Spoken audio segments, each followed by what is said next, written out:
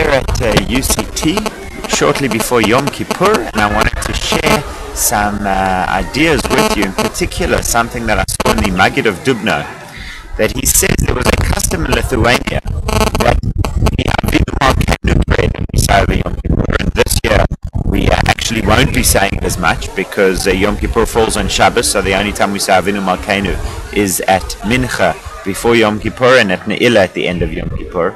But through Avinu Malkeinu, in which we call upon Hashem as our Father and our King, we ask for His help, we ask for a good year, we ask for healing, we ask for a financially successful year, the many, many things we ask. And then right at the end there's a line in which we say, Avinu Malkeinu, Choneinu v'aneinu, ki ein banu ma'asim. Our Father, our King, have compassion on us and answer us, because we have no deeds, in other words, no meritorious deeds, no mitzvot, nothing to our credit. Asei imanu tzedakah v'chesed v'hoshienu. Do with us tzedakah, charity, v'chesed, and kindness, v'hoshienu, and save us.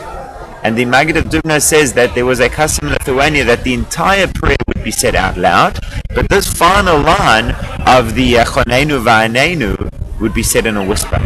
Now it's interesting because in our shuls today we tend to do it the other way around. Most of the prayer we say quietly, the few verses that many shuls say responsively, and then that last one we normally sing together. So it's the exact inverse, and I'll discuss why in a minute. But he says there is a very important lesson to be learned from this custom of starting loud and going soft, which even if that's not the way we do it, the lesson itself is beautiful. That he explains it with a story, that there was a businessman who would go to the warehouse of his suppliers and place a number of orders, and he would say, please like 1,000 units of this and 500 units of that, 750 units of the other thing, and he'd place all of those orders, and at the end he would say, now give me my bill, I'll pay in full. So he'd go through and sort it out. But then this merchant, this businessman falls on hard times, and he doesn't have ready cash available. And now it's somewhat of a different story, because he still wants to be running his business, but now when he comes into the warehouse, he again places all of the orders, he again says what he'd like. But at the end of this, he says, after he said 300, 500, 700, he says very quietly, could I please speak to the manager? He goes speak to the manager, and he says, I've been a loyal customer for many years, I don't really have liquid cash available at the moment, I was hoping you could give this to me on credit and I'll pay you back, you know that I'm good for it. In other words, that's the embarrassing part. After you've made all the orders, after you've said everything that you want, now comes the moment of realization that you are actually incapable of paying for it.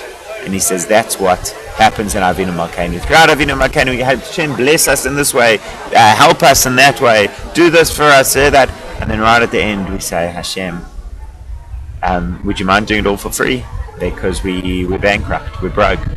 And that's part of the realization of Rosh Hashanah and Yom Kippur, is that we know we can call on Hashem to help us. We know that Hashem's there for us. We know we can ask. But we're aware also that as much as Hashem loves us and as much as Hashem's willing to help us, what we're really asking for is favors. So often we are broke. So often we can't claim to have done so much or to have really lived up to our responsibilities. And it's a humbling experience. But that humbling experience should help us in a few ways. Firstly, it's a good thing to be humble, to realize that maybe what you're asking for is not everything that you deserve, is beyond what you deserve. But secondly, when it comes to the two ideas of forgiveness between man and man, in other words, asking others for forgiveness and granting forgiveness to others. So as far as those ideas go, humility is such a great help and support for you.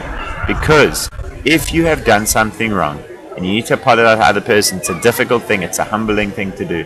If you are in this mindset that I'm asking Hashem for undeserved things, I'm already realizing that I'm in this humble space, it's much easier to go to somebody and say, listen, I was wrong. I did something I shouldn't have done. Please forgive me. And the flip side as well, when there's somebody who's done something wrong to you, don't hold on to it. We're asking Hashem for a lot of clemency. We're asking Hashem to go a long way for us. Go the extra mile for the other person as well. Forgive them.